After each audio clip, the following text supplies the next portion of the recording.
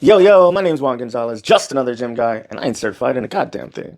So, why am I talking about science? Well, this video is not so much science, and more so education. What I'm going to go over is how to be efficient in the gym using RIR, basically, how to get more bang for your energy buck. Buck. And muscles, of course. Alright, so first, I guess I should tell you what RIR stands for. RIR is reps in reserve.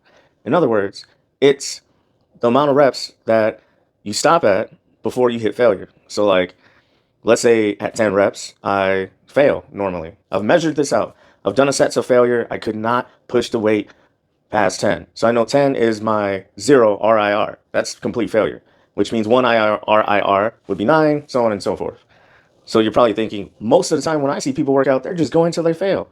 Yeah, that's true. And there's arguments for that and against that. So I'll just kind of try to lay things out for you. And at the end, you can make up your mind on which style is best.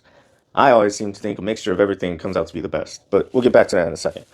So anyways, RIR, reps in reserve. So the way you utilize this is you have some sort of a system where you're tracking the amount of reps that you're doing and the workouts that you're doing. Maybe you have a mesocycle where you do the same program every week for so many weeks, utilizing the exact same lifts on the same days, and you're tracking everything. That's perfect. Perfect for RIR. So basically what you're saying is, I'm going to go into the gym, I'm going to push just enough. You can select the workouts, like your workouts that you're going to do more or less in. Perfect. So with RIR, you're going to be using that as another way to do progressive overload. And I talk about progressive overload on a ton of videos, but basically that's adding either weight, sets, reps every week. The rep section is where we'll be talking about RIR. All right. Sorry if this is just like a lot of heavy stuff, but trust me, once you understand how to use RIR to your advantage, then you can gain more muscle. All right. And basically feel better throughout the day. So the problem that I see with going to straight failure every single time is it's a diminishing return.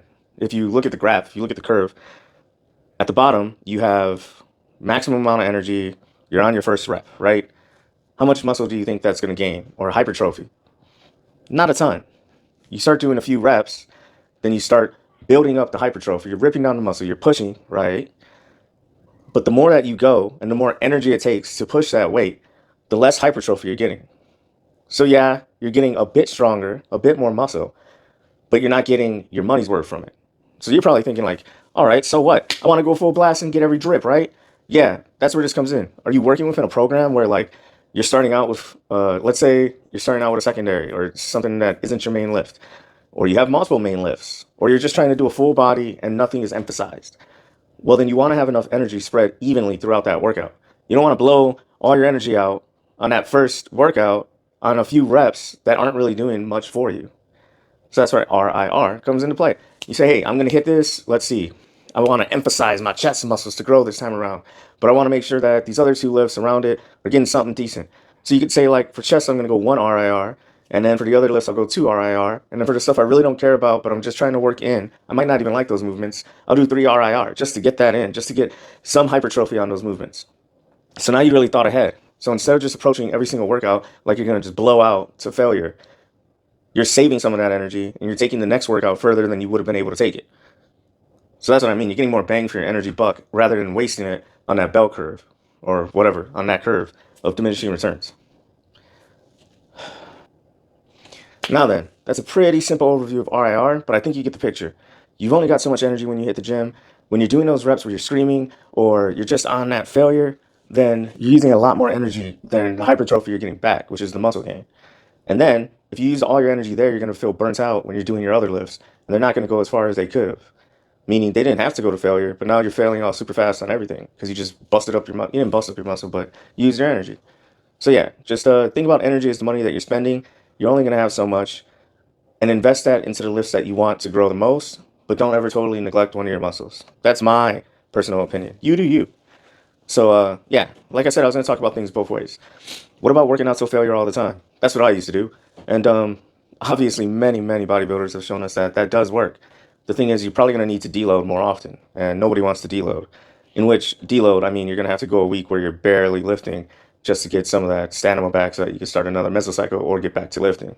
Because we have this giant chunk of energy, and we take little chunks out, and so much comes back, but it's like you don't get back that full giant chunk of energy that you started out with. So like after a few weeks, you'll find that you are exhausted all the time, you're not hitting anywhere near your reps. It's grueling. And that's when you take a deload so you can kind of build back up that energy and reattack and get back to your goals. I guess that's all I have to say about RIR, efficiency, whether you want to go to failure or not. Another good reason to go to failure is if you know you're not going to be working out for a while and you push to failure on everything, then at least you have the optimal amount of time for yourself to recover. Like if you're going to go on a vacation for a week, next week, this week, you might want to push a little harder on everything. Like hit failure, go beyond failure. Like hit failure, breathe a few times, get as many reps as you can in there, drop weight, all that sort of stuff. But that could be a whole nother video as to what that exactly does to your body. But what you should know from this video is that when you are working out that way, you are hitting the diminishing returns. You are hitting that point where, yeah, you got that extra rep in, but it didn't do a ton for you other than make you tired or hurt you or mess up your joints. So think about that. RIR, reps in reserve.